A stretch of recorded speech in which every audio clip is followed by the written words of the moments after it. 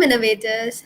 Today we celebrate the inquisitive minds that question the norms of our times, challenge conventions, and boldly push boundaries to discover new possibilities. To truly change the present, let's embody the essence of this moment. Hello, everyone. I'm Aparna. I extend a warm welcome to all our wonderful innovators to this elimination round of TUP 9.0. Get ready with your ideas for a fierce battle of brains because the winners of today will move forward to our regional finale of the most prestigious B School competition in the country, the Ultimate Pitch Season 9. So let's get started. At Reliance, we are all about embracing fresh ideas and fostering innovation. It's in our DNA, which is subsequently reflected in each of our businesses and social initiatives. The Ultimate Pitch was born out of this exact spirit. It is the platform for curious and innovative minds who want to break away and showcase their next big idea to the world. This is TUP's ninth season, and let me tell you, it has been a journey like none other. We flagged off the competition physically in the top 15 B schools across the country. At each of these institutes, we were met with enthralling audiences. The insightful sessions led by our inspiring leaders were overtly captivating, but that was only just the beginning. We then reached thousands of you through the digital platforms and virtual events, making this contest a pan India celebration of ideas and innovation.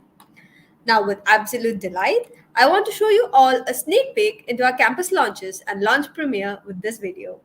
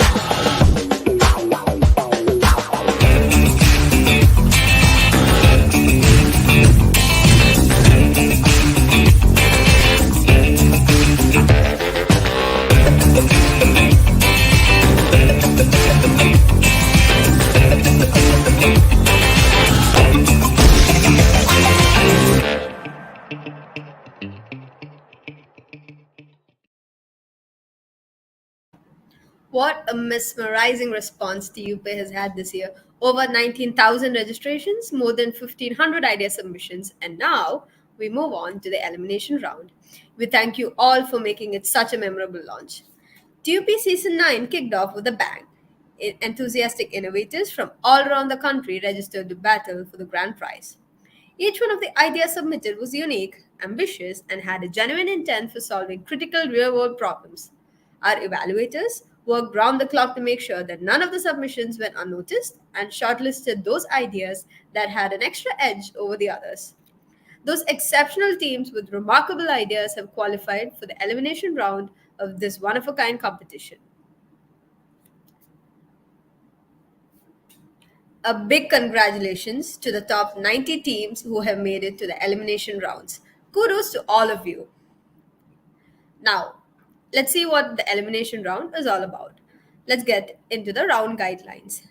Let's now do a quick rundown of what's expected to happen. I shall be calling out the team names. We will play their 3-minute video on the screen. Then the teams will get 3 minutes to pitch their idea to the jury. Teams, do keep an eye on the timer. This will be followed by a quick 4-minute Q&A. Post each team's presentation, we will have the jury take a minute to score the teams individually before we move to the next team. Now, you might be wondering what the winning formula is. You will be judged on 5 parameters. Your idea should be futuristic, it should be practical and scalable, it should challenge the social conventional wisdom and have a strong business case. And what's in it for the victors? Now, the national winners get a grand cash prize. We are also pleased to inform you that we have other awards too. Elimination round winners and runners up receive 50K and 25K respectively, along with TUP merchandise. The national finalists get mentored by CXOs and entrepreneurs of Reliance owned startups, and all our national finalists will be awarded a pre placement interview opportunity with Reliance Industries. So gear up and give it your best. But wait, what's competition without a jury? We have some of the top minds in Reliance with us today. They will be closely assessing your presentations, evaluating your ideas, and will provide their inputs at the end of the presentation. It gives me immense pleasure to announce the jury for this elimination round. We have Mr. Rajkumar Pugalia, who is the Executive VP of Reliance Retail, along with Mr. Deval Shah, who is the Group Vice President of Reliance Brands. So let's get started. I would like to call upon the very first team, K qualifiers, to pitch their idea to the audience. Hello. So, have you ever had those?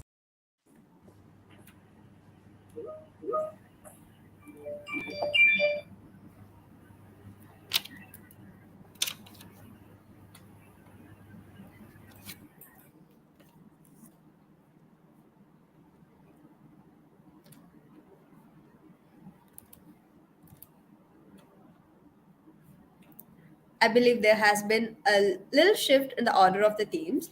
So, as the first team, we invite Team Snackers to the stage. Hello. So, have you ever had those moments when you're craving a snack but a little voice in your head is going, what's this going to do to my body? Well, we have all been there. So, picture this, a revolution that transforms snacking into a guilt free pleasure. Indians have mastered the art of snacking with time tested delights like peanut chickies, roasted makana, and banana chips. We have had a fair share of this throughout our lives. So imagine a future where Reliance takes the lead in providing healthy, authentic Indian superfood snacks. So our vision is very clear. We are targeting the guilty snackers aged between 15 to 35, the millennials and the Gen Zs with substantial disposable income. So imagine selling them bars made from poppy seeds, amla, basil seeds, jaggery, and honey with a twist of jamun flavor, or say a baked chips with flavor options like beetroot and jackfruit. Millet-based snacks and our favorite makanas in a jalapeno flavor. You might be wondering, is there enough demand for this? Well, the numbers speak for themselves.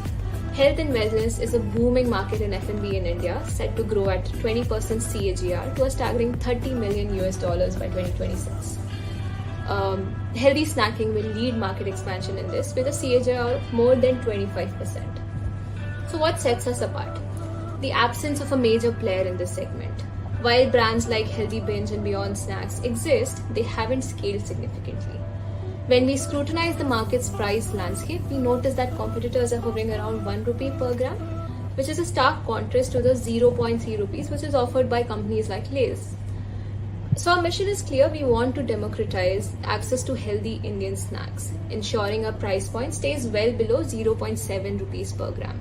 For instance, envision a 50-gram packet of makhana chips or makhana snack. So that will be priced at 35 rupees and it will be significantly undercutting our competitor's price of rupees 50. The reason we'll be able to provide low cost while still targeting net profit margins of 15% comes from strategically aligning our business with the Reliance Group. We leverage their robust supply chain and distribution capabilities through Reliance Fresh and JioMart. But here's the heart of our mission. It's about making a real impact. Our venture goes beyond just serving healthy snacks. It's a force for positive social change. We're empowering Indian farmers and catalyzing rural transformation. In a sense, our Healthy Indian Superfood Snacks initiative is more than just a business venture. It's a movement. It's a movement towards healthier, more authentic snacking options that empower both consumers and farmers. So we're inviting you to join us on a transformative journey as we redefine the snacking landscape in India and eventually beyond. Thank you. Hi, respected jury members and everyone who is watching us live. We are Team Snackers. I hope the presentation is visible. As mentioned in our present pitch, we aim to be a one-stop platform for consumers seeking affordable, healthy snacking options with an Indian touch. No direct competitors offers such a diverse range of products. This problem became much more evident from the survey wherein three-fourths of the participants felt guilty while snacking. The major pain points from our survey was a lack of variety of healthy snacks and the high prices. For example, roasted makhanas sold at the IMK canteen by a company called Rose Foods priced as high as 130 rupees for a mere 70 grams. But that's not all. Our business is committed to ensuring fair and consistent income for farmers through fair trade practices and direct sourcing in the long term. We'll also champion crop diversification through millets, supporting UN Sustainable Development Goals. Aligned with the Reliance We Care philosophy, these products will foster shared prosperity and benefiting middle class consumers as well as Indian farmers who are bottom of the social pyramid.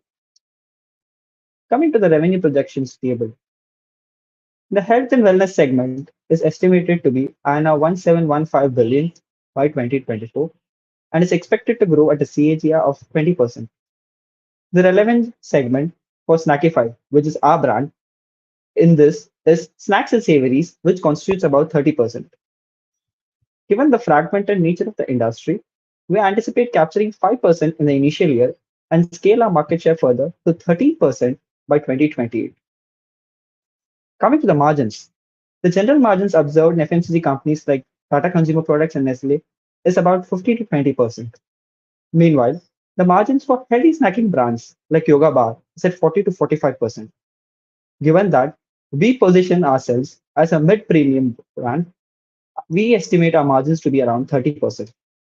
However, we anticipate a reduction in margin in the coming years due to expected price cuts as the product availability becomes more democratized by new entrants in this segment. In terms of our marketing, we plan to allocate 20% of our revenues to marketing initially, with a gradual reduction to 7.5% of our sales by 2020. This strategic allocation will allow us to establish a robust market presence in the early years and then optimize our marketing spend as the brand becomes more established. To conclude, our business is built on the philosophy what was resonated by Mrs. Isha Ambani in Reliance AGM 2023. That is, to make heritage Indian brands contemporary for today's Indian consumers, keeping the age-old brand promise intact. Thank you.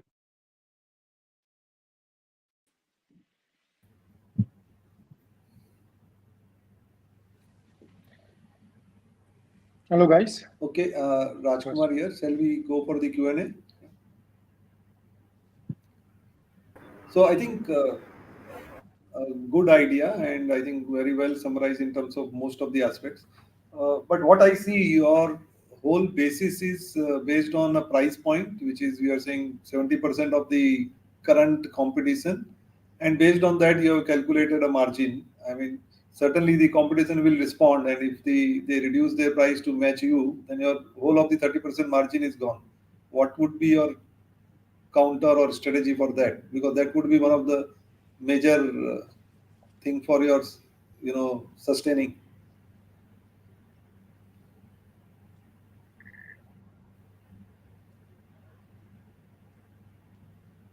You want to So, respond to that? yes, sir, yes, sir. So, given as we generally see the FMCG segment, I think the major moat any brand has is the branding aspect, right? So initially, when we are keeping our price down, we build our brand in first 2 to 3 years. So we want to project ourselves as a healthy and sustainable brand. But as years go by, we are also present across the supply chain, which will give us a leverage in shifting the gears in terms of cost. So we'll be more in a position to handle cost reductions or price reductions compared to our competitors. Okay. The other thing is, like what happens in most of such or similar items is that while you say it's a unique item with all the health benefits, how do you establish yourself? Because I think the brand will only get uh, recognized or accepted if you are able to establish yourself as truly a health food or health snack. What would you do for that? Yes, sir. I'll take this up. So, sir, I think you rightly pointed it out. And I think in this segment to survive, we cannot just retail healthy products. We have to project ourselves as a brand which cares for health. So for this, what we have planned is on our website and across some of the major locations where healthy people come in, we will promote Indian health, right? Indian health factors. So we will build a kind of ecosystem. We are also planning to build a platform where people who are concerned about health, who are fitness enthusiasts, come and discuss about health with an overall Indian theme. I think that would enable us to establish ourselves as a brand which cares for health in the minds of our consumers rather than being only a company which just sells products.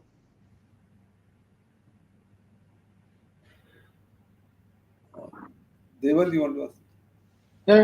Yeah, guys, first and foremost, congratulations. I think we're well put together, and congratulations for making it this far.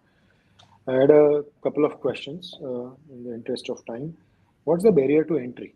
So, whatever you've put together, many people have done, and there are lots of fly by night operators, small to large operators. What's the barrier to entry for a new person to come in and replicate if you have a success on any one product?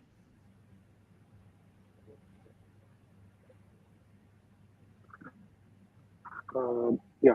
So, like we have pointed out earlier, our main moat will be the distribution channel that we are having via the Reliance synergy. So we already have the GeoMart and the Reliance retail channel.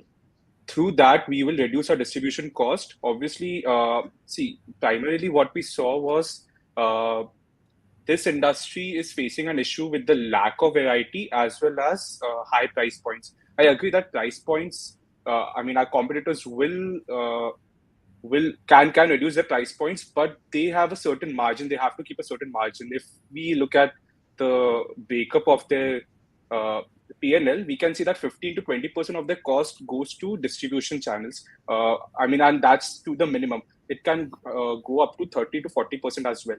Whereas we have, I mean, so Reliance will own the distribution channels. So replacing the middleman, we can compete at lower price points, as well as we will be an umbrella brand. We will be consolidating all the options. So there would be just one or two products. There would be almost 10 to 15 products or 20 products. And we will also be having the backing up of the Reliance Trust, because I mean, Reliance is a brand, people trust them. Then we are planning to partner with all these platforms like Cult Fit and Quick and collaborators like I mean, social collaborators.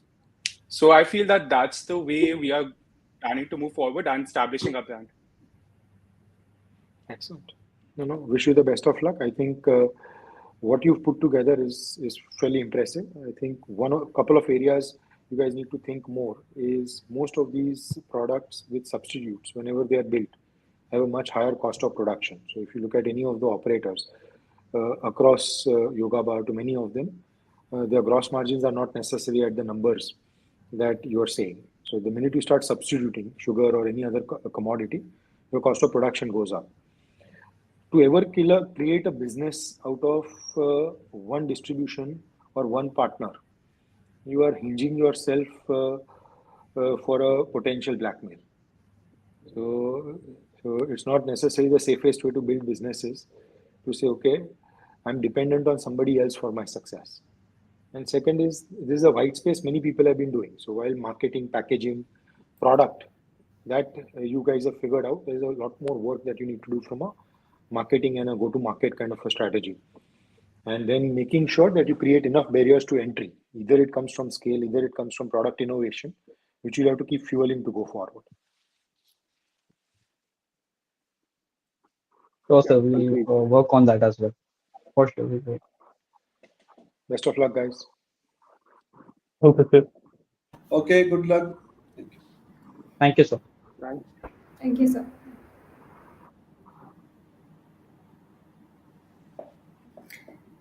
Thank you, Team Snackers. That was an extremely insightful presentation indeed. Now, let's have Team UK 1507 on the stage. The sight of hospital walls itself can set anyone into unease, wishing, I wish someone could visit the doctor in my place. Well, to kinda make that dream come true, this is Team UK 1507 with a solution. Let's start with the story of Anita. When diagnosed as a diabetic, she started taking care of her body in all different manners possible. However, she found her condition to only worsen, leading her to be frustrated as what to do now. But everything changed with Buddy.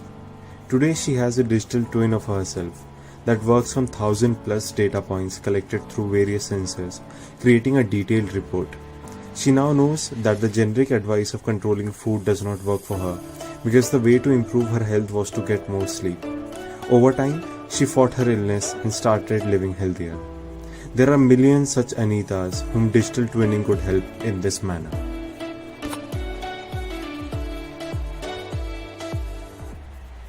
Now let's see how it works. A patient twin is made using a person's long-term medical history and digital patient record. Data from medical exams and wearable devices updates this information in real time. AI algorithms continuously match this data with comparable sets, creating simulations of the patient's future health. These simulations offer actionable insights for decision support. The patient twin isn't a standalone solution but part of an ambient network of digital twins, including patients, physicians, and even medical devices. For medical devices, this network enables personalized, automated configurations to fit the patient's needs. The patient twin constantly monitors the real person's health and lifestyle data. It presents this information in an easy to understand way, motivating the person to adjust their lifestyle or seek medical attention. This empowers patients to manage their health, potentially preventing sickness. In emergencies, the patient twin can immediately intervene by alerting an ambulance, notifying family, and sending all patient data to the clinic. With the help of AI, medical devices are set to meet the patient's needs before arrival, ensuring the best treatment anywhere, anytime. The patient twin also supports caregivers by providing clear information about a patient's health condition and offering insights for decision support. This can lead to accurate diagnosis and targeted treatment options. The patient twinning concept frees up time for caregivers, allowing them to focus on patients with more in-depth discussions. Overall, this technology could improve healthcare outcomes at lower cost, bringing personalized precision medicine to everyone, everywhere.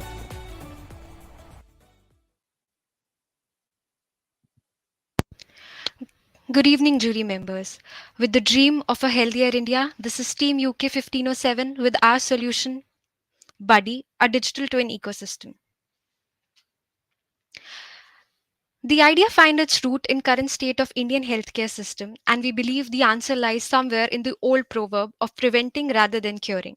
And if something does happen, giving a quick solution which works at scale. A root cause analysis was needed for this. We found out that the main problem for all stakeholders in the ecosystem is keeping a real track of all the variables that could be causing the issue. To solve for this comes our solution, Buddy, a digital twin. But what is a digital twin? So imagine your last trip to a hospital where you had to explain everything to the doctor about your illness, your medical history, and then the doctor suggests some tests that take another 2 to 3 days. Then you again visit the doctor and so on. But digital twin solves this. For a user in our ecosystem, we have the basic patient data like age, medical history already fed. This is supplemented by real-time data through body sensors like smartwatch or if the user has done any lab test recently. These are continuously studied by AI to see if you could suffer from any immediate condition and if any human intervention is needed. So, not only is the doctor more aware, most of the times you don't even need to see the doctor to know what's happening and what to do next. Certain technical enablers on the patient's body are smartwatch, glucose meter, weighing machine, and others depending on the illness. Once we had the how in the place, we did a deep analysis of the competitors to see how to win in this lucrative market.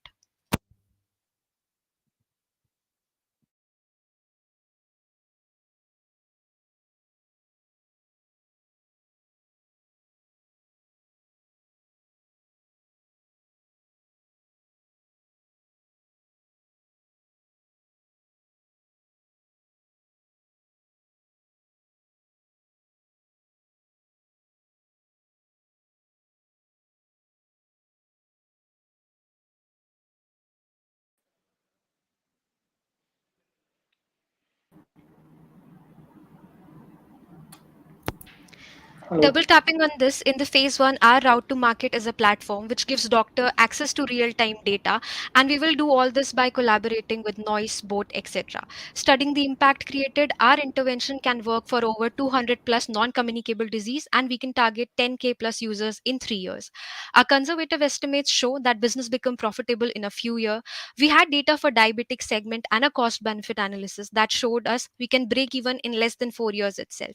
India's healthcare needs a buddy, so let's give it one. Thank you.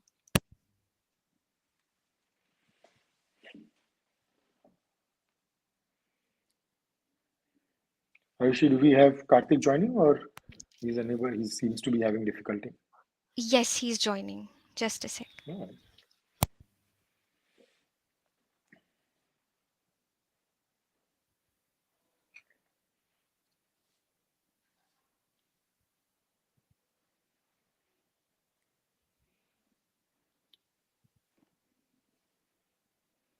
I think yeah, we can start in the meantime. I think is problem with the Sure. connectivity. So, sorry, I think maybe one or two things I think I didn't catch fully. So, your this creating the body depends on the data collation. So, I think data and whether to really create a body which can be sort of a representative of yourself to give all these trends and early warnings or whatever. The need for what is the kind of data and whether that data can be generated just चलो with the smartwatch or sensors. I don't know whether you have done some uh, thinking or understanding on that. Okay. Good evening, sirs. Sorry, there was some technical issue on my Oh, side. No, happened. We can't hear. You guys can't hear us? could you hear the question?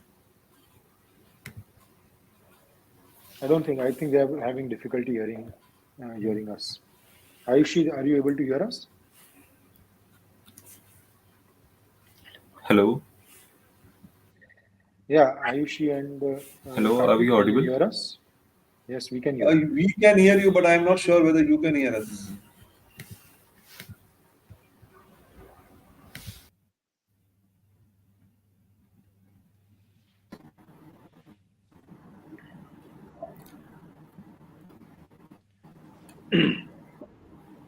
Aparna, no stress. Do you want them to join? I don't want them to feel frazzled. They must have put in a lot of work to get there.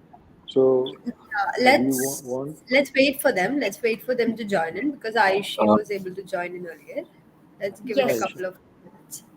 Okay, Hi, we're back on. sorry, we both here. Mm. Yes.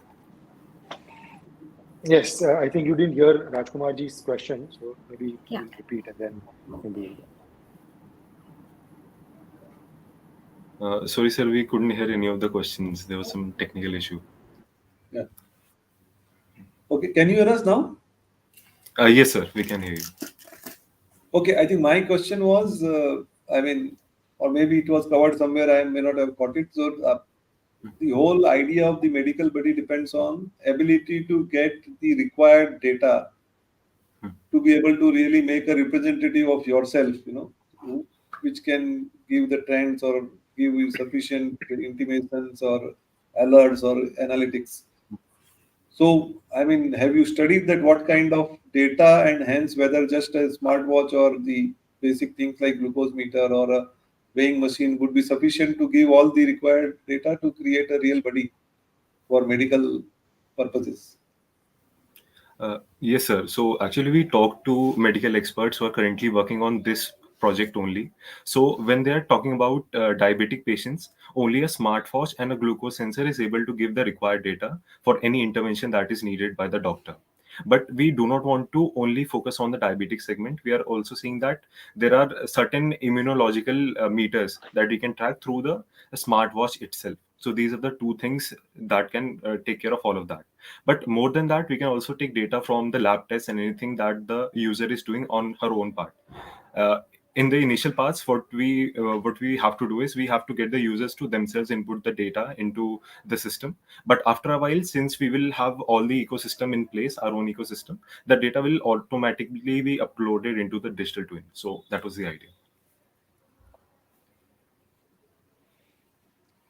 So, Ayushi and Karthik, I think first and foremost, congratulations for making it this far. Couple of quick thoughts and questions. So, while you briefly touched and say it's going to take 4 years to break even, what's the revenue model? How do you make money? Yes. So, sir, when talking about breaking even in 4 years, we are only talking about the diabetic part. So, currently, startups have only worked on the diabetic patient segment. So, we only took data from that, but we would be operating in many more segments too. So, coming to Well, what what's were the the revenue revenue? model? Yes, sir. So coming to the revenue centers, first would be the subscription that you would be charging to the patients themselves. So when we have Okay. the ecosystem in place, these would be the enablers, the watches and all that we give out ourselves. Then there would be commission that we charge from the doctors. And then there would also be third parties listed on the platform itself. For example, if we are suggesting some good diet to the patients, we will also have Eat Fit we would be collaborating with and then charging a certain commission from them. Hmm. But this sounds like a business which will require a very long gestation period because a lot of it is on big data and in terms of collation of data. The more information and data points you have, the richer your output would become. And those kind of businesses would require substantial gestation period. And there are, lastly, how would you drive adoption for this business? Right, sir. So, sir, that was something that we want to bank on. This is a major barrier that would prevent other players from entering this. So, this is actually our key moat, and that our right to enter, and that the way that we are entering the market would be our differentiation. What we want to do is, in the first phase, we only act as a facilitator where we would not be making any money.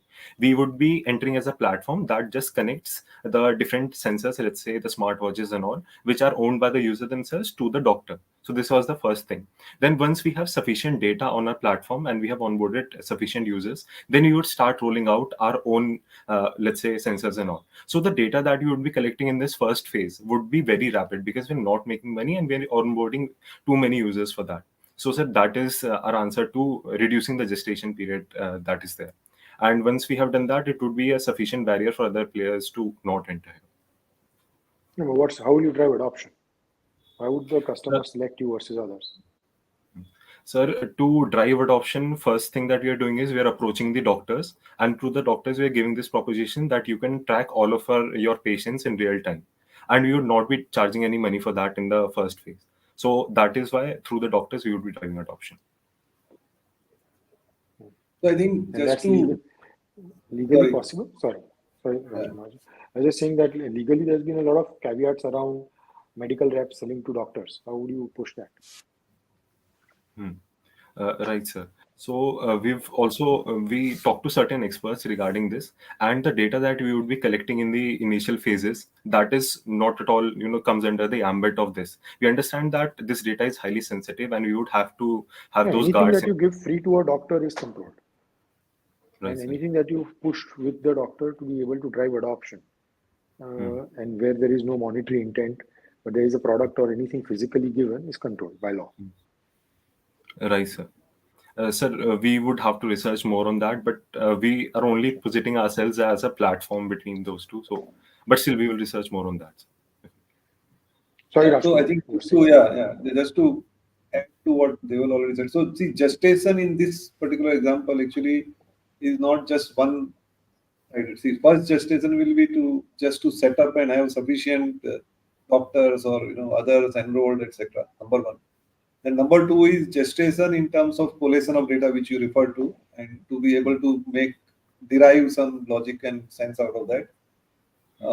Third is, of course, the getting the customers. So if it's like if I become your pilot customer or the guinea pig, so for me to refer, I have to experience maybe over years, what benefit I derive out of it before I start referring you to the, others to join or seek a buddy like this.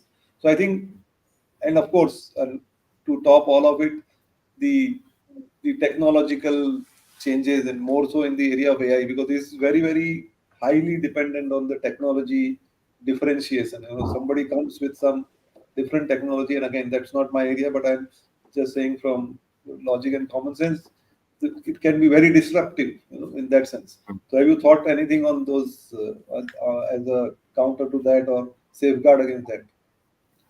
Right, sir. So coming to first to the question of gestation period, the first problem that we thought of was change management. That why would a person adopt this in the first place? So for that, the first target segment that we're targeting is people who are actually using smartwatches. So they have this habit of checking their vitals and all the data about what our body is looking like every time. So this is just a progression from that. Our platform is a progression from that. Then coming to the question of doctors, that we wouldn't have many doctors on our platforms in the initial parts. So we don't need doctors in the first phase. In the first phase, we are just giving data about that this is the data that your body is showing, and you are this percent much likely to have a stroke or something like that. And then gradually we start having human interventions for that. So initially the user would have to visit the doctor themselves, that this is the probability of something occurring to me, so I should go and visit the doctor. Then, sir, again, there is the problem of having, many technological upgradation. Player could come with much more technology here, but we are not actually banking on technological intervention here, because there are already so many companies that are working on this. There are big companies like Accenture and etc. who are working on B2B solutions that are much more technologically advanced than what we are offering. The way that we are actually trying to win in this market is by the way that we are entering the market, acting as a facilitator first, aggregating all of that data, and then rolling out our ecosystem gradually. So that was it. Excellent, guys. Many congratulations for making it this far. I think very well done in terms of clearly there is a white space. It's a futuristic idea for sure.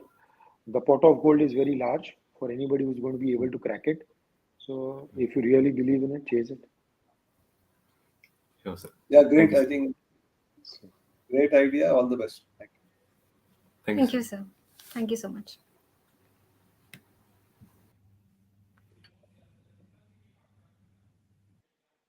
Aparna, you're on mute. You'll have to unmute yourself. I'm sorry, guys, I was on mute. No, Thank you, team. That was a very insightful presentation. Now, let's allow our jury a minute to complete scoring this team. While they make their assessments, let's have some fun. Here are some interesting trivia questions about Reliance. Try to guess the answers in the comment section. The first person to answer correctly get our amazing TUP merchandise. Ready? Here we go.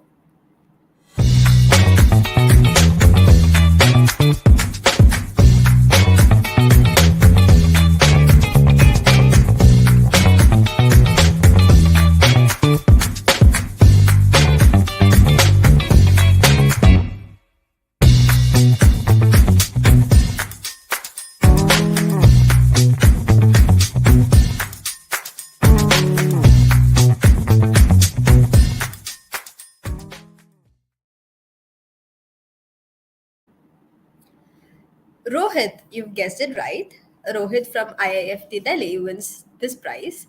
Please reach out to us on our social media handles or support@unstuck.com.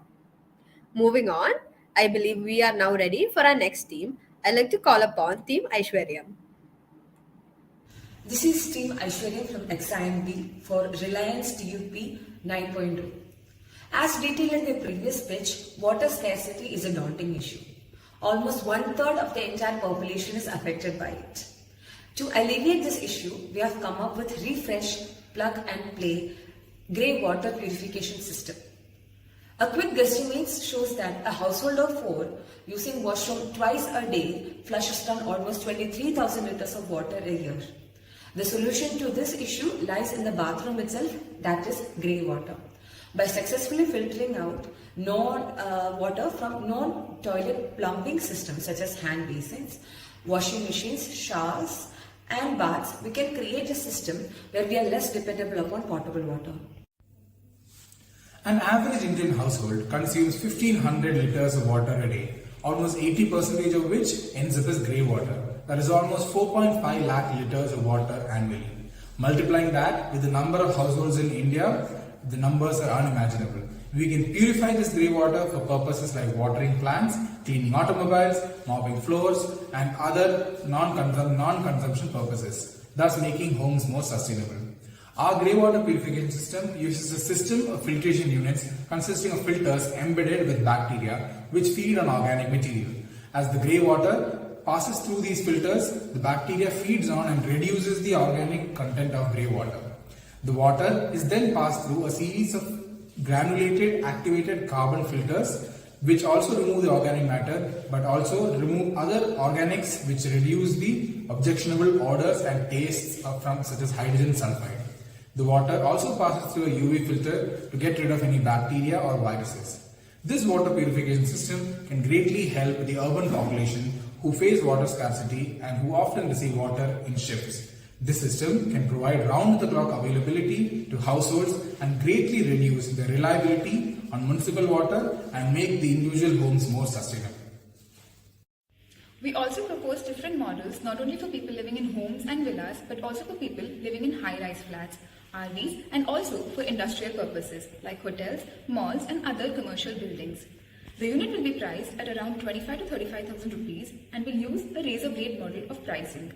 This system will effectively reduce the amount of water being utilized by the household and translate into savings and promote overall sustainability of the economy. Thank you.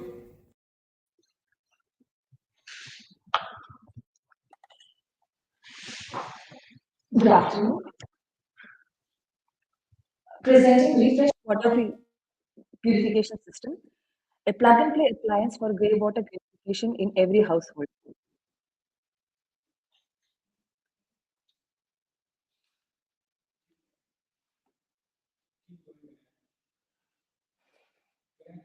Yeah. Refresh water purification system, a plug and play appliance for grey water purification for every household. As seen, one third of the Indian population suffers from water scarcity, and it is said that almost 60 to 80% of water used in a house results as ends up as grey water, and not even 5% of this is recycled in urban households. A needy Iowa report suggests that severe water scarcity will eventually lead to almost 6% loss in the country's GDP. Grey water, as shown in the charts and the figures, is essentially wastewater from non-toilet plumbing systems such as hand basins, washing machines, showers, and baths. The biggest composition belongs to suspended solids, which is at the range of almost 45 to 330 milligrams per liter. Now let's take a look at staggering number. Almost 31 billion liters of grey water is generated daily. And if we can even recycle a fraction of it, we are looking at a less water scarce India. Now, what is the solution to this? We propose refresh water grey water purification system, which has 4 stages: collection, particulate sedimentation, filtration and purification, which is the highlight of our system, where grey water is passed through a unit consisting of biofilters, GSC filter tubes, and UV filters, and later it is stored for use. Coming to the water purification system, it consists of 6 filtration units which are embedded with bacteria such as C. testosterone and Pseudomonas. These bacteria are specifically used to consume organic matter from grey water, thereby cleaning it in the process. The filters are also packed with 3 different packing densities so as to maximize the area available for the bacteria to act on the organic matter. The water is then passed through 2 granulated activated carbon filters and then further passed through a UV filter to kill any bacteria or viruses. The installation is pretty simple. The unit pairs with 2 tanks, one for the initial storage of grey water and one for the storage of clean white water. The refresh unit plugs easily into the existing plumbing. The grey water is drawn from the existing pipes and sent to the primary tanks, from which after the sedimentation process, the water is then sent to the refresh units, from which after the cleaning, it is stored into tanks above the homes. The unit we plan to sell at a price of around 25 to 30,000 rupees for the base model, and we plan to price use the razor blade model for financing, where we'll initially price our model at a discount and then capitalize on the sales from the replacement of the existing modules such as the biofilms uh, as well as the UV tubes and the activated carbon tubes. We also plan to have an AMC based model as well as a deep clean maintenance every 3 years, and we also plan to have a franchise model for servicing. Now, what makes our product unique is that it is decentralized, that it refresh allows for a systemic change at source level, sustainable and cost effective, and it's a plug and play that can be used as an appliance and can be easily incorporated into existing plumbing. We plan to release 5 variants, that is Refresh Home for small Indian households, Refresh Max for bigger flat complexes, Refresh Stays for hotels and resorts, Refresh Customs for RVs and other custom installs, and Refresh Commercial for large scale industries.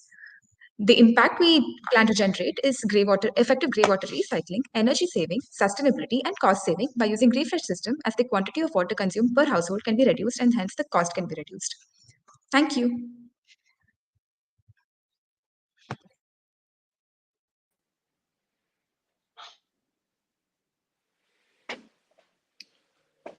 Congratulations, guys, for making it this far and Okay. very good presentation.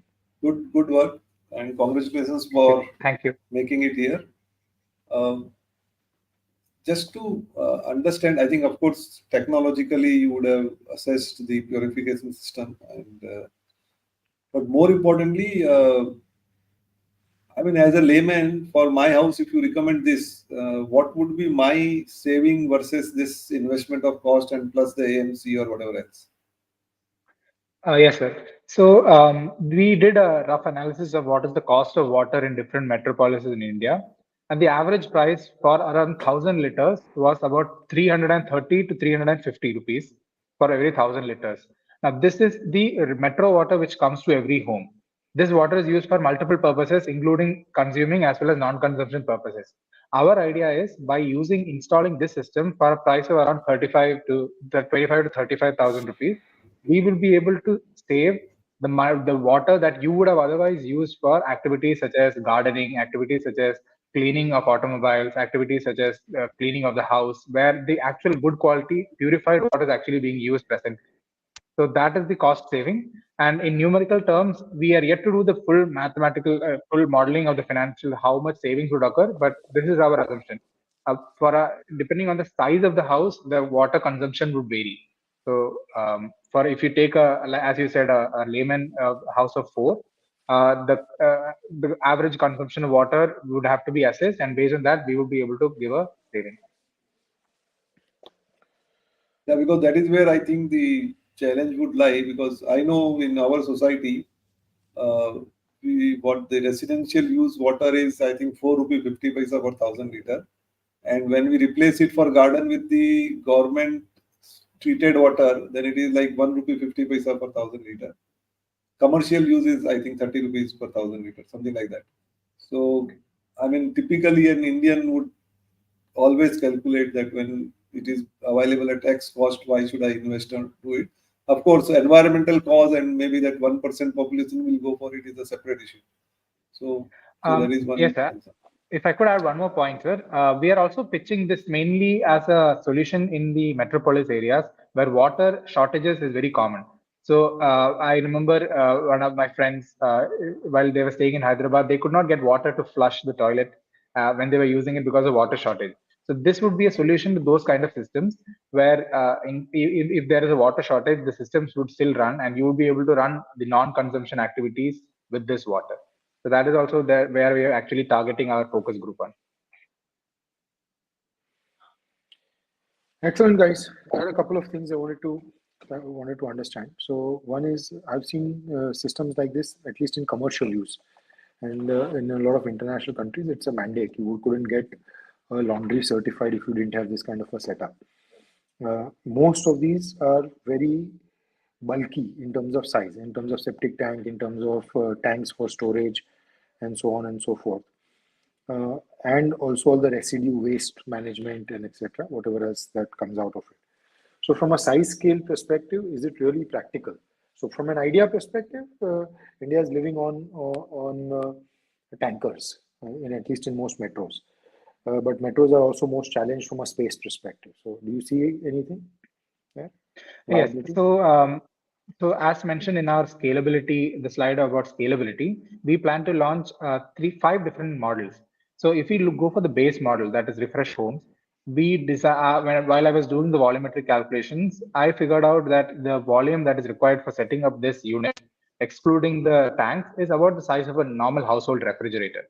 The pumps are pretty small. The filters is what takes up most of the space, the 6 filters, and then the 2 activated carbon filters are very commonly found in the market. So the main size comes from the filtration unit. So it would be the size of a refrigerator.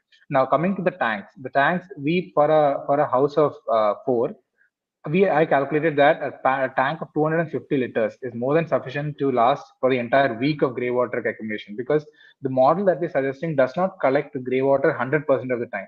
The model is an integrated system in which once the tank on top carrying the clean white water, is filled, the valve will shut off, preventing the intake of further grey water.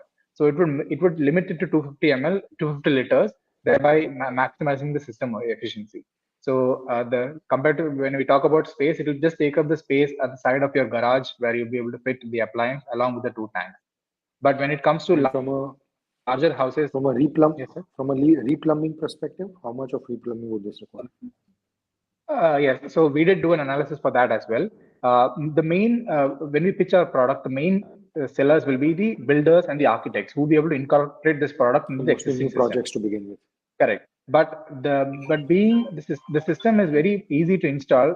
All it takes is 2 extra pipings, which need to be run, one from the base where the filtration happens till the top of the house where the water will be stored, and a second pipe from the top of the house where the water is stored to individual bathrooms. So every bathroom has windows through which the air normally comes in. Even into your So there could be ways in which.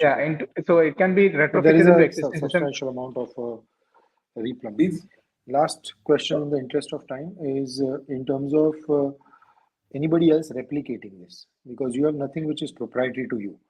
Everything that you mentioned is straight and easy. So once you mastered it, and if it takes off, a lot of new buildings, it's mandatory. At least in Mumbai, I know I can talk for myself. We moved into a new building, and it's mandatory to have 2 plumbing lines. One is for septic water, and one is for non-septic for what you identified as use cases. So some degree of that is getting inculcated in terms of design, which is happening. But what's your proprietary solution? Why would it be you and not somebody else?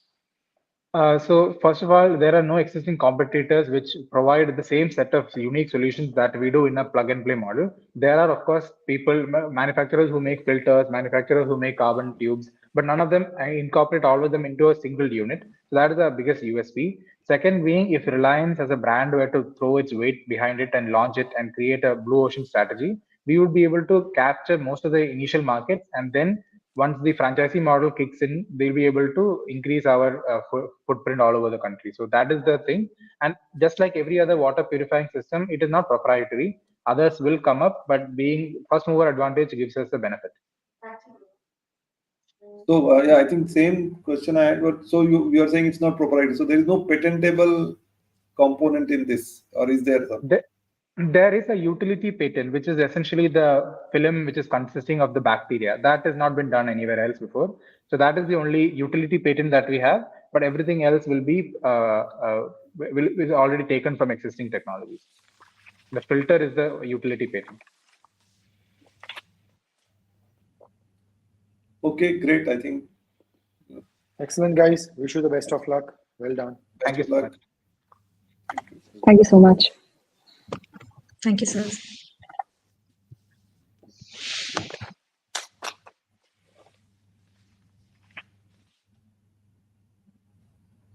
Aparna, you're on mute again. I think they keep muting it down. Yes, I keep muting it because. Yes, anyways, thank you, Team Aishwaryam, for that extremely insightful presentation. What a wonderful take on the water problem. Now let's invite Team Panchali D24 for their pitch. India has been increasingly reliant on solar energy as a key component of its renewable energy strategy. The country has abundant sunlight throughout the year, thereby making solar power a particularly viable and sustainable option. The Indian solar energy market was estimated at $38 billion in 2022 and is expected to grow at a CAGR of 40% between now and 2030. The problem is, while solar energy is a clean source of power, solar panel waste can have a hazardous impact if it is not managed properly. The lifespan of solar panels is 15 to 25 years, and many will soon be headed to landfills as there is no integrated solution yet to recycle or reuse solar panels. India's solar panel installed capacity is around 62 gigawatts. This augurs a colossal amount of solar photovoltaic waste in the future. Photovoltaic panels contain toxic metals and can cause environmental damage if they are disposed in landfills through the leaching of toxic metals, release of harmful gases, and other hazards. Animal and human health are also expected to suffer as a result. India's 50 to 325,000 tons of cumulative photovoltaic waste presents an opportunity. Introducing Solar Revive, a solar panel recycling app which is an integrated platform for recycling and reuse. Solar Revive will encompass various features and functionalities to facilitate the recycling process and educate users about sustainability. Above a certain threshold of installed capacity, new users will be equipped to specify the different installation details for each batch. For commercial users, mobile separators will separate the glass sheet from the panel as it consists of 75% of the bulk of the panel. For small-scale users, the solar panels will directly be transported to the recycling plant for further processing. Solar Revive can help lower the material costs for solar panel manufacturers by providing recycled materials of high market value such as crystalline silicon and silver. The bulky materials separated from the panels such as glass and aluminium frames will be sold in local scrap markets for an additional revenue stream. The global solar recycling panel market is growing at a CAGR of almost 20% due to factors such as broadening customer demographic and technological innovation.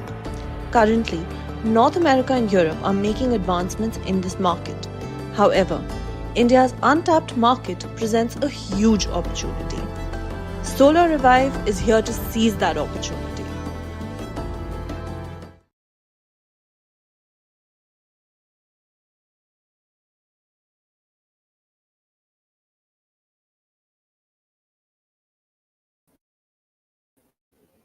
We have three customer segments. First are the commercial solar power producers. Second are retail solar panel users such as residential societies and college campuses. We will be procuring end of life or damaged solar panels from these customers who lack a disposal mechanism. Finally, at the end of the recycling process, solar panel manufacturers will be the customers who procure valuable components from us. Now coming to market estimation, total addressable market size currently is 11,90,000 tons of solar panels, out of which there will be serviceable addressable market of 3,25,000 tons of solar panel waste in 2030. We are aiming to capture about 65% of the market. Solar Revive will lead the user through registration till pickup of waste solar panels. For the commercial solar power producers, when their panels reach end of life, a mobile separator shall be dispatched to separate the bulky components from the panel, which shall be sold in the local scrap market, while the valuable components, which comprise 20% by weight and 62% by value, shall be transported to the central processing hub, which shall segregate the different components and sell them to solar panel manufacturers at a discounted price. The USP is complete segregation of all components for reuse as opposed to a glass cullet. Value to the customer is primarily compliance with extended producer responsibility norms as well as reduced liability of improper disposal of hazardous e-waste. The go-to-market strategy would be to outreach initiatives to solar panel users, content marketing through publications and blogs, marketing campaigns, and most importantly, collaborations with environmental organizations for word-of-mouth recommendations. Competitors for Solar Revive are dispersed across countries, and Solar Revive stands out for its offerings, which embrace all components for providing an app, glass sheet extraction, and recycling. In financial, our major income source will be panel collection charges, material recovery and resale of panel components, while the major cost will be collection, transportation of the solar panel, sorting, disassembling equipment, and recycling technology, as well as the Solar Revive app development cost, etc. As can be seen on the screen, the cost benefit analysis graph, the break even point will be reached after 2.5 years. The biggest component of the strategic roadmap is sustained R&D effort to stay ahead of the curve. From panels to profits, let's shine light on sustainability. Thank you.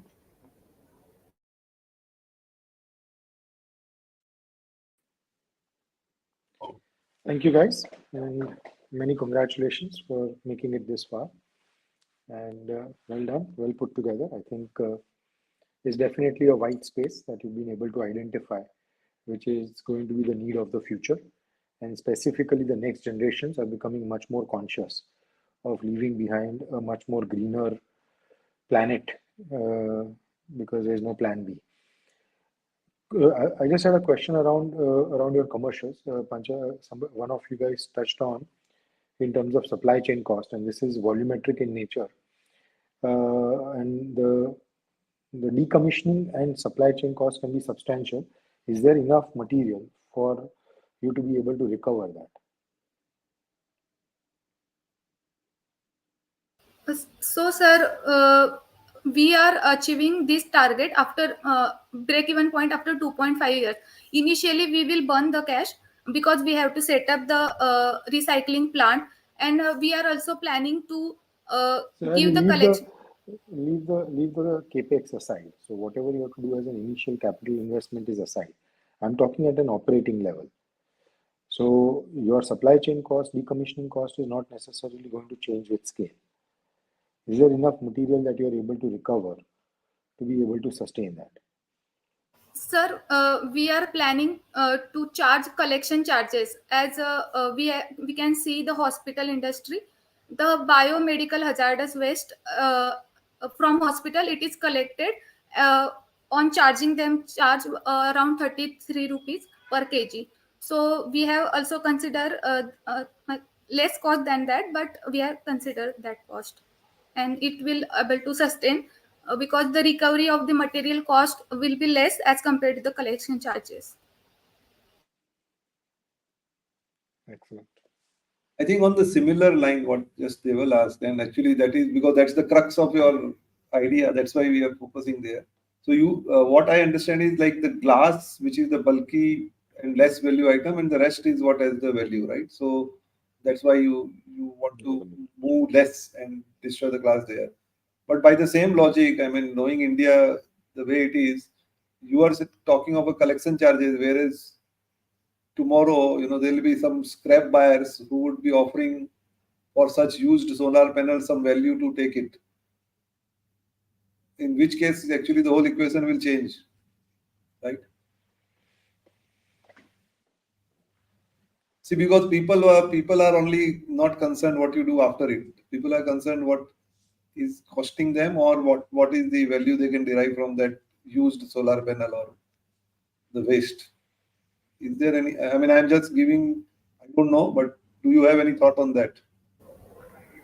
Yeah, so basically over here, the most recent e-waste norms which have come in, they actually specify that solar panel waste cannot be disposed as such. It has to, as of right now, be collected separately. And we are basing it more on, the EY norms, which stipulate that you cannot dispose of solar panel waste in landfills because it is toxic. So that is why, based on the current regulations and the future prospects, uh, basically collection of that waste and disposing it appropriately will be the crux. Okay. I think the you said competition analysis and which is with respect to the other countries where this is already there, for example, the US and probably the Europe or something. So you are saying both glass extraction as well as recycling app are not coexisting as of now in any of the competition. But wherever there is a glass extraction which is being done, I think recycling app is not a big deal, right? To get it done, to get it introduced. Uh, Yes, sir. So actually, for most of the competitors, as we see, is we recycle and railing. They do extra glasses, but in the form of colored. So here we are introducing, I mean, infra radiations as well as vibration glass. knife which will be able to extract the glass properly, and also an app which would help for the smoother transaction tracking and all would be an USP as well. So is How do there you see any yourself? technology, Sorry. glass extraction, which will enable you to be recognized by government or something like that? Do you think there is any uniqueness or invention there?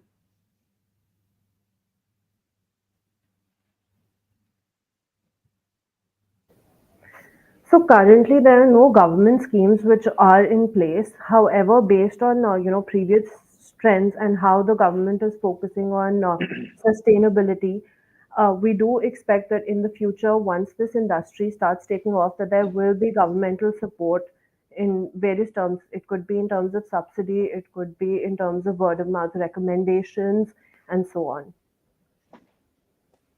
Adding to Ishita's point, in USA, First Solar is the company who recycles solar panel, and it has set up the norm across the industry how they should do the waste disposal of the solar panel itself, and government has supported them to promote them and also grow in that sector.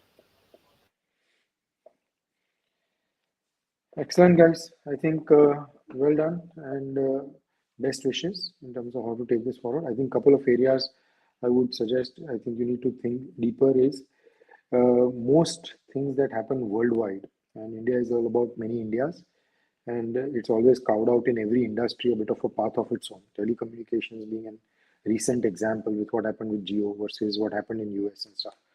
So, uh, biggest challenge in your business proposition is going to be in terms of logistics cost and the ability to be able to accumulate. Most such businesses are very regional in nature. So if you have to do something which is centralized, you're putting in an additional layer of cost of transporting material into a common place and then taking it back or wherever it's going to be used. So think through as you start fleshing this out further if there's a better way of doing that. But it's a thought in the right direction. Best wishes. Yeah. Okay. I just had one comment. Like you mentioned, First Solar in US. So would there be a sense in tying up with a solar panel company, doing this as a buyback of the old and giving the new, so that there is because somebody who's using solar and there's a waste panel which is gone out, certainly they would be putting up. But then again, that will not give you the collection charges, but that will mean some buyback value to be given. I mean, just a thought. That's how it works in many other industries. All the best. Thank you. Good idea. Best wishes, guys. Thank you. Thank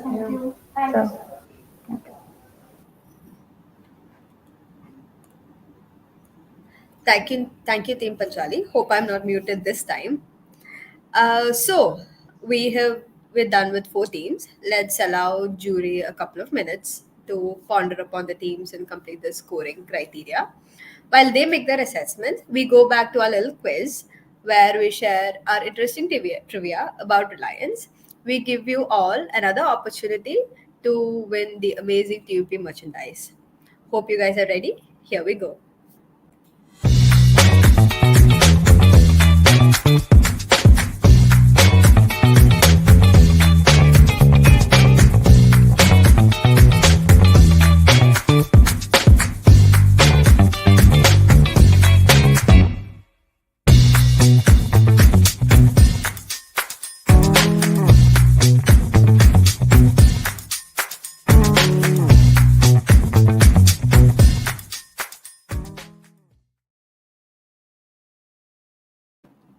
Zeal, you've guessed it right. To claim your awards, please reach out to us on our social media handles or support@unstop.com. Moving on, I believe we are now ready for our next team. I invite Team Renegades to go ahead with their pitch. Today, India has the second largest global road network with nearly 2.8 million trucks that run over 100 billion kilometers per year. Nearly 65% of all manufactured goods rely on trucking for national distribution, which requires extensive paperwork in the form of invoices, delivery challan, e-way bills, certificates of insurance and fitness, which are mandated by transportation authorities for verification and security purposes. There could be nearly 80 to 100 pages per movement, which are presently compiled manually by the sender and handed over to the driver. The manual verification of these documents at state borders or police borders is slow, inefficient, and prone to errors. Adding to that, truck drivers face an average 4 to 5 hours of delay in transit due to verification or missing out on documents. Above that, these documents are severely prone to tampering, causing heavy losses. Hence, to make goods transport smoother and faster for all involved, we propose an online-offline integrated, compact mountable device for heavy and medium-duty commercial vehicles which can verify, store, and retrieve transportation documents required during transit. The device supports online Wi-Fi connectivity at starting and endpoints for document storage and retrieval. Documents are verified on blockchain and stored securely. Once documents are transferred and verified, they are stored offline. At any checkpoint during the transit, officers can simply use a mobile app to wirelessly scan and access the documents offline from the device using near-field communication technology instead of handling papers. As the documents are pre-verified on blockchain, officers can quickly check the digital list instead of lengthy manual cross-checks. With GPS integration, the device auto-uploads documents or changes when entering high connectivity zones, saving the driver effort. Our interaction with nearly 20 transporters have helped us understand the necessity of such innovation that hinders faster operations. It can benefit transporters with quicker turnover for trucks. For example, even one additional trip per truck per month can give INR 20,000. For a small company with 20 trucks, this can provide additional revenue of INR 48 lakhs per year. Drivers spend less time on paperwork and can focus on safe driving with less fatigue. Businesses get faster shipments. Consumers gain from potential cost savings as overheads reduce. The analytics provided on vehicle movement, transporter details, and documentation can guide policy decisions to remove friction points like border holdups and minimize cumbersome paperwork obligations. The market potential is massive. Over 10 million trucks moving goods reduce drastically 500 million paper documents generated and aim at reducing verification time by 75%. Thus, with paperless and presence-less transactions, ease of doing business will be boosted, and the impact spans across dimensions of profitability, sustainability, governance, and convenience, leading to an efficient, integrated, and well-regulated transportation system. Save Renegades present Vahan, an online-offline device for secure, paperless goods vehicle document management. The key features include blockchain-backed tamper-proof digital documents, offline accessibility via NFC, and GPS-enabled automated uploads. Vahan slashes document verification times by 75% while enhancing transparency. Over 10 million digitized documents annually, replacing 500 million sheets of paper. To drive adoption, Vahan will initially target large transport, logistic firms, and private companies with sizable in-house fleets. Industries where timely deliveries are critical, like agriculture and FMCG, are prime candidates. In these sectors, minimizing delays at checkpoints can significantly impact profitability and customer satisfaction, making a rapid and paperless document verification an attractive prospect. Additionally, industries such as auto and cement, which move bulk shipments via road, can be target segments. Locally, comparable solutions like Fleetix and TrackNode focus on invoicing and GPS tracking, leaving a huge gap in the market of digital documentation during transit. Global ELD systems prioritize telemetric data and do not focus on Indian road logistics and compliances. Thus, Vahan streamlines the entire document lifecycle, digitization, secure storage, and instant retrieval for verification, giving it a first mover advantage. The device will require a partnership within an OEM and government with IT solution providers. This will aid in bringing expertise with guided implementation from ruling bodies, ensuring faster adoption. Integration with government digital frameworks like FASTag and DigiLocker can provide unified access.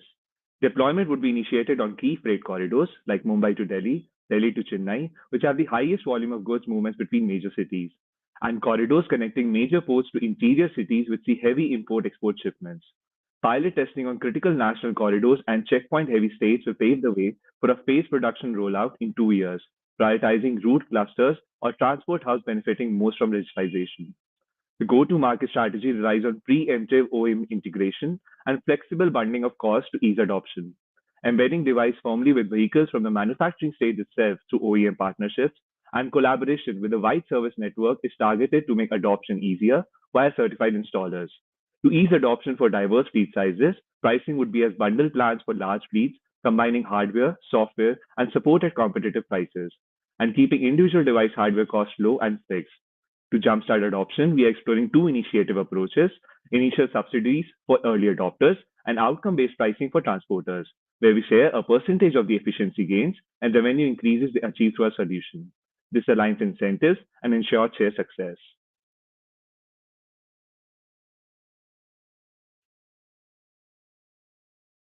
Thank you.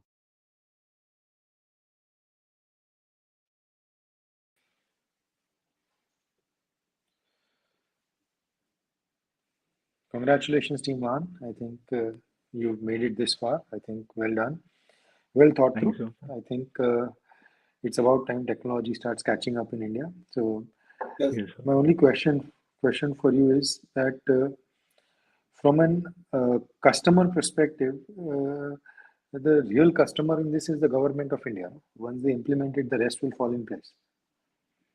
So, what is it that you are proposing? So you mean to say that when the government implements, that becomes the main hero of the solution? Correct. That's the crux. No? So Yeah. at the end of the day, like they did FASTag, it was kind of a 3-year rollout where every new vehicle, etc., etc. So they tapped every gap potentially possible, and then it started with a penalty of 2x if you were to pay by Yes. cash. So it kind of over a period of time, in a phased way, Yep. created and challenged adoption. So in a True, similar sir. thing, from what you're proposing, it's something which is there and it should be done, but unless the government backs it up, no organization can do it. No? So definitely it requires government backing, but what we see here is that government essentially shall be able to support it because it is essentially solving a big problem for the government itself. There are portals that exist for providing e-documents, but these documents are not accessible currently, and this is also a major roadblock that both the businesses and government are facing.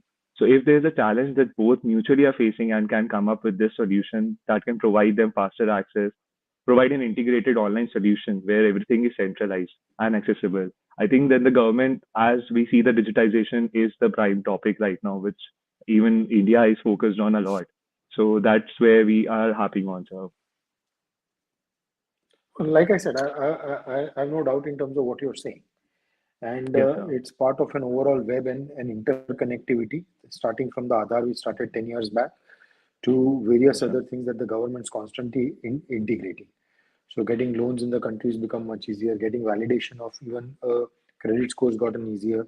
Passports, every document that we have is at some point in another getting interlinked, whether it's bank accounts, and it's an ongoing journey that the government's taken in terms of digital India. This would plug well in terms of there. As a team, what is it that you are proposing to do? So a major focus here is that this provides both online and offline access. What we see here is that there's a digital divide that is there across India, and that cannot be solved in say 1 year or 2 years time. It will require its own sweet time. Even though if it's solved, sir, then also we see that the bandwidth of internet is very varied across the regions, and this requires quicker checkpoint and quicker time to get it done. So that's where we are saying that when the documents are online uploaded, they're also accessible offline. That solves the problem of the check post or the police officer who is able to access the document quickly with a tap instead of going through the documents of 100 to 200 pages. That is where we are harping on, sir, as a team. From the government perspective, and like Deval said, see, already they are moving in this journey. So already e-way bill is there, and now e-invoicing is there. So e-invoicing also they are reducing the limit. So probably over time, most of the things will be covered. And e-way bill already there, which even today the officers can actually access on their own mobile app. So apart from these basic document, which is the invoice and the e-way bill, over time they're not likely to remain more document which is required. So government itself probably is going to do this in their own interest. So do you still think there is a scope for a third party to capture this space?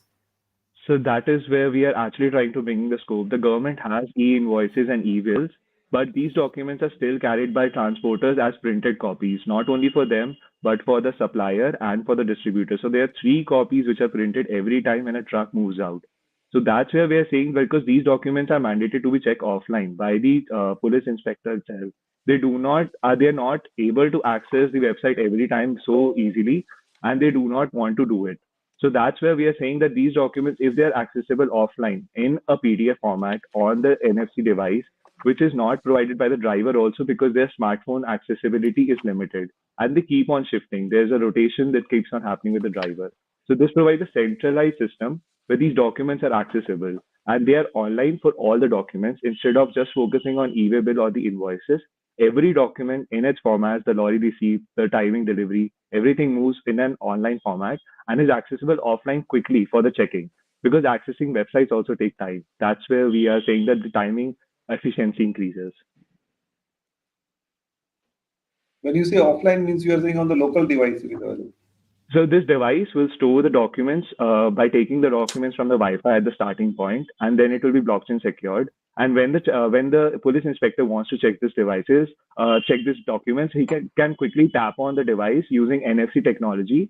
These documents will be accessible in its phone itself, and these documents will be in a checklist format. So whichever document is required by the check post officer to be checked, he can quickly check it and verify and allow the truck to move ahead. So these are also centralized. The documents are immutable records. So he's also aware that, okay, these documents are coming from a verified source. That's where our technology is coming into play, that he does not need to go online or need to type in the e-way bill into a system. He can quickly check the documents. And that's where the average delay is happening currently. So there are 4 to 5 hours of delay that the current truck has to hold up at the starting point, also during the transit where the checking happens, and at the end point also where the documents are verified. So it solves an end-to-end problem for us. So you said it is coming from a verified source. So how do we establish this as a verified source? If it is some government approval? Yes. So yes, sir. So when we say that the records are blockchain verified, then a transaction happens that shows a proof of records that these documents have been generated from the government website and recorded on the device. So the blockchain technology actually provides a secure way to say that, okay, these documents are verified and tamper-proof. And currently, sir, a lot of documents, when printed, they also are tamper-prone, which also solves this problem, that these documents are verified at the source itself, instead of the police inspector going through each and every document to verify them. What do you see as a sustainable advantage in this? I mean, somebody would quickly copy it and do it, right? So the sustainable advantage is that the first thing is the technology itself, sir. Nobody has currently harped on the technology to provide an NFC-based transaction-based system where the documents are verified. Currently, all the systems that are there, the TMS systems that are there, they provide only at the endpoints where the GPS integration is available. So that is the first technological advantage that we see. And if we are able to implement this solution, then this would be one of the key first mover advantage that we'll be able to provide us a government partnership also to implement this solution.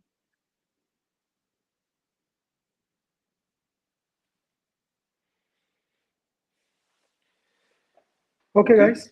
I think thank you very much for your presentation, and wish you the best of luck. I think it's a great idea from an overall perspective. I'm sure it's on the DigiYatra, the various other DigiLocker, etc. journeys that the customers create, the government's creating, and that could be a good plugin in terms of what's happening. Thank you. Thank you, sir. Well researched. Thank you. Thank you. All the best. Thank you so much, sir.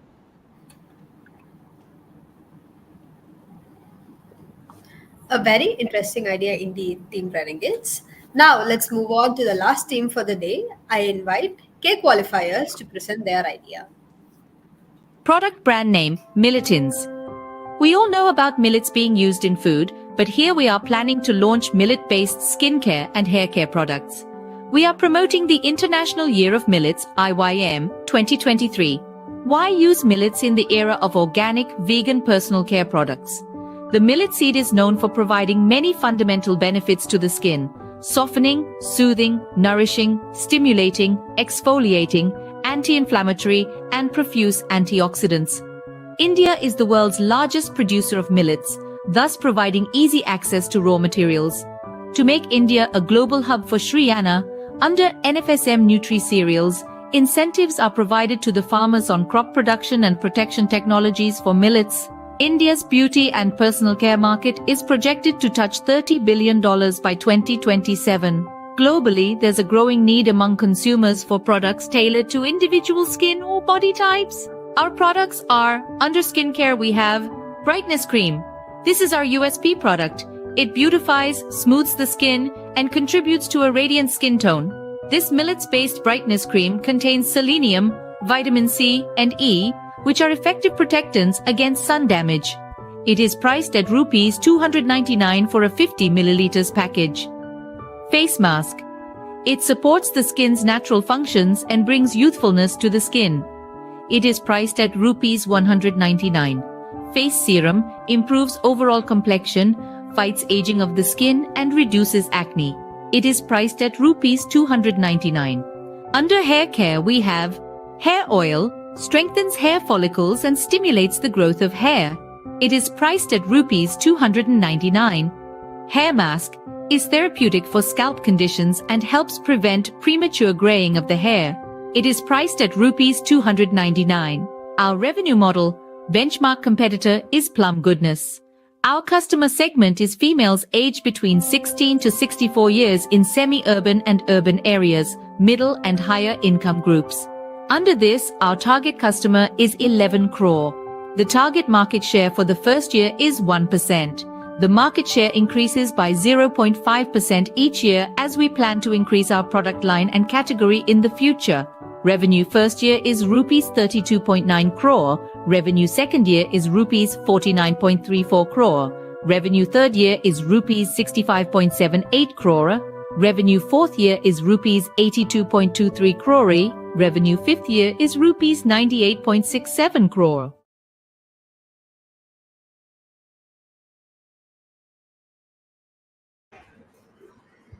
Hello. Hello everyone. We are Team K qualifiers from IIM Kozhikode, and as we all know till now, millets are being explored only for food items, but we are exploring the untouched area of millets in India, which is the hair care and skin care products based on the millets. So the needs we are addressing are we want to revive the grandmother's remedies and spread this to the every home in India. We are also promoting the International Year of Millets. Third reason is nowadays people are inclining towards the environment friendly and skin friendly sustainable products. So we want to leverage that also. Also, we want to promote a holistic wellness perspective, which acknowledges the link between skin care and overall health. Last but not the least, we are also supporting the farmers in India as they will get incentive from the government for the millet production. Now we will come to the benefits of the millets. Millet seed is known for providing many fundamental benefits to the skin, such as softening, soothing, nourishing, stimulating, revitalizing. Also, millet is rich in vitamin E, B complex, niacin, thiamine, and riboflavin. To come upon this topic, we did a thorough research. We contacted various customers who are currently using various kind of skincare and hair care products. So we got to know that these customers need highly pocket-friendly products. And since millets are highly grown in India, so it would be very easy and very feasible for us to grow it and to produce this product at a very minimal price. And secondly, there is very high amount of lack of knowledge among people about the benefits of millets in skincare and hair care. So definitely there is a current demand of natural and organic skincare. So definitely we will cover up that part. And secondly, I want to say that India being the largest producer of millets in the world, this beauty and personal care, as estimated by Redseer, it says that it is projected around $30 billion by 2027 and around $10 billion by in online beauty. So definitely 71% of the customers wants natural ingredients, products which are full of natural ingredients. And for scientifically proven, it is scientifically proven by 5 to 5, which is Swiss-based company. So now coming into revenue model, so we have the target customer of like having age group 16 to 64 years, and it's a female part, and it's a youth and working generation. So we are targeting the semi-urban and urban area, and also the most important is the middle income group, and along with the higher income group. We all know that it is the any organic product is not affordable. It's like being priced as 599 or 699, and you can see like many brands like Forest Essentials, many are like priced very highly. So middle income people will not able to afford the very good skincare products and organic products that they desire to have. So the revenue model you can see here, it's a 5-year plan, and we are targeting for like we are having one USP product, brightness cream. So we are having revenue model for only one product that can be visible, and we are and thus after that we are having a plan to launch two products. One is like USP, that's a brightness cream, and another one is the hair mask simultaneously, so that you can expect that the revenue generation will get into double. And we have the investment part which we are having. So the we are taking the COC, that the cost of capital value of around 10%, which is reference to the Lauder Cosmetics, which is unlevered firm. So ROI that we are getting is 22.69%, IRR is 15%, payback period we have calculated around 3.8 years, and the NPV, which is very important, that is coming to be 30.17. Thank you.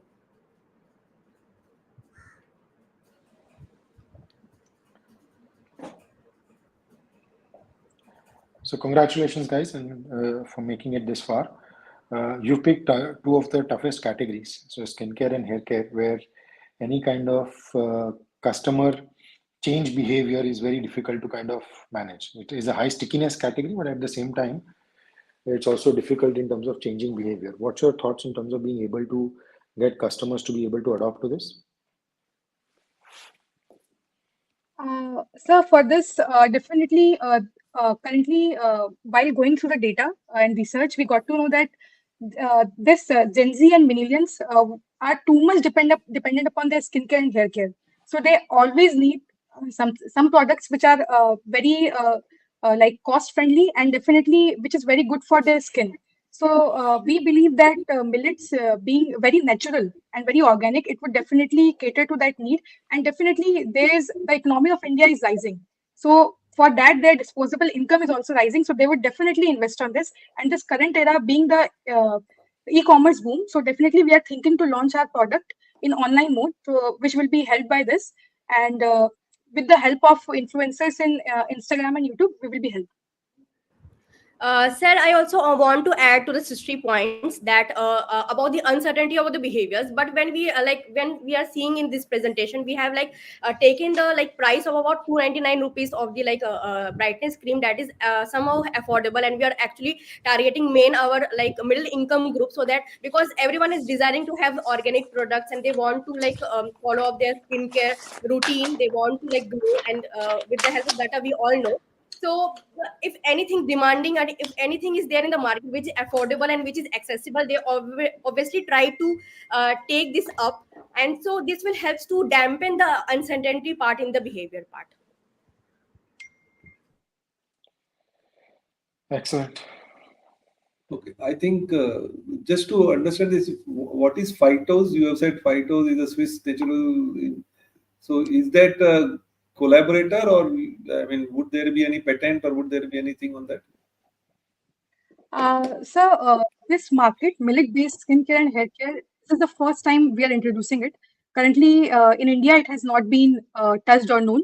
But there is a Swiss-based company which is called Phyto5, which are developing, which have done a thorough research on this millets being used on personal care, and they are producing these products, which which is also used to address various skin conditions like psoriasis and acne. So definitely, this is the part, sir. No, but the Phyto5, do they have any patent or anything like that on this?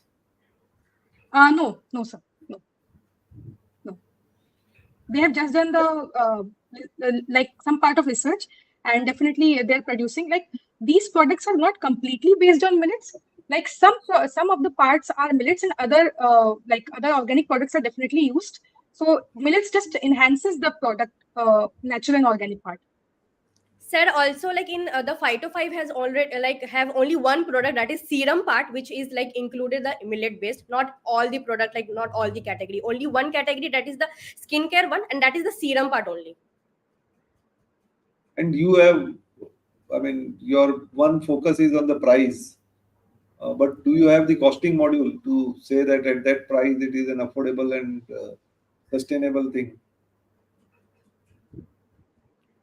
Uh, okay, yeah, yeah. Yes, sister, you can go ahead if you want to add. No, Neha, you have. No, no, you go ahead, please.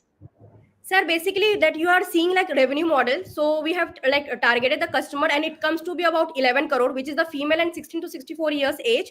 So we have taken the expected market share about 1% for the year one, and we are like included a 0.5% increase in the next year things, which includes the market penetration part and also the product line diversification and also the product No, category I'm not. diversification. I'm not talking of the top line. I am saying at that price, what would be the margin? What would be the margin? Because have you worked on the cost side of it? Sir, margin Cost we are of keeping 12% around net margin.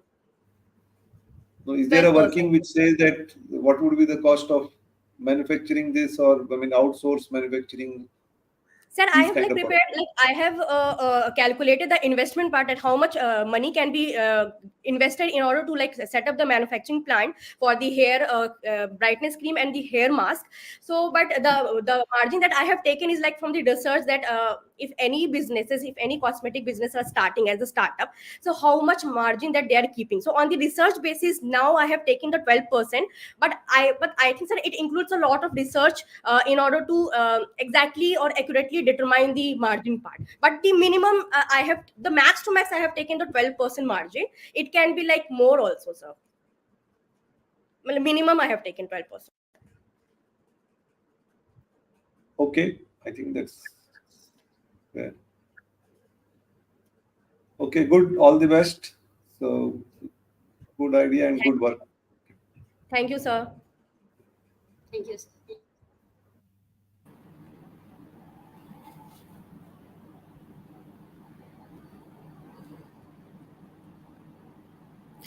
Kudos to all the participating teams. The variety of innovative ideas showcased in this round is truly remarkable. Today's contest has heightened the bar with a promise to make this journey even more intense in the days to come. As you know, the winners of today's elimination round will be stepping into the regional finale of TUP 9.0, where you will be battling against the winners of other elimination rounds. Now, to quell the curiosity as to the winner and the runners up for today's elimination round, the suspense will have to linger a little bit longer. Rest assured, the results of today's elimination round will be declared on our social media handles shortly. So keep those social media notifications active. As we conclude this round of the competition, we would like to express our heartfelt appreciation to the jury for their insightful questions on each of the ideas presented today. We thank the audience and the teams for making this an interactive and exciting event with their futuristic ideas. All the best, everyone, and you were amazing. With that, this is me, Aparna, signing off for today. Keep following us on our social media handles and stay tuned for further updates. Stay abreast with all the exciting things going down on our social platforms. We shall see you very soon during the TUP 9.0 regional finale. Until then, take care and have a good day. Bye bye.